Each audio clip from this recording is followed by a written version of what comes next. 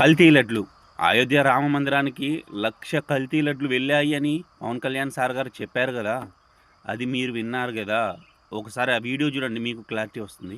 1,00,000 లడ్లు ఇలా బీఫ్ తోటి, పిగ్ ఫ్యాట్ తోటి, ఫిష్ ఆయిల్ తోటి కలిపిన లడ్డు 1,00,000 లడ్లు అయోధ్య రామ మందిరం కావాలి చాలా ప్రతిష్టాత్మకంగా తీసుకుంటే దానికి కూడా తిరుపతి లడ్లు టీటీడీ లడ్లు ఇలా.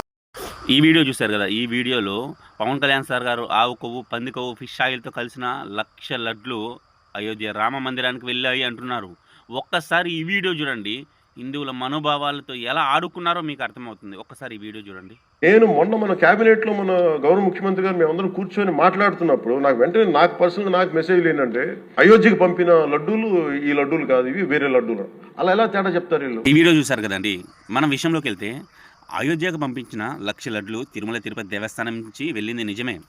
కానీ 1,00,000 లడ్లు కల్తీ జరిగింది అనడం పెద్ద అబద్ధం.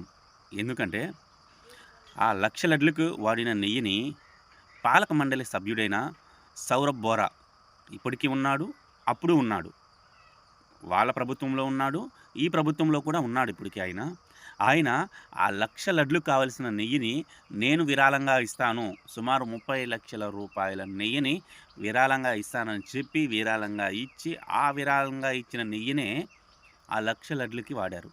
మరి పవన్ కళ్యాణ్ సార్ గారు మీరు ఎలా మాట్లాడతారండి? కల్తీలే జరిగింది, 1,00,000 లడ్లు కల్తీ లడ్లు వెళ్ళాయని. ఇవి హిందువుల మనోభావాలతో ఆడుకున్నట్టు కాదా? ఈ వీడియో చూస్తున్న మీరు ఈ వీడియో మీద మీ అభిప్రాయాన్ని ఖచ్చితంగా కింద కామెంట్ చేయండి. ఉంటాం మరి.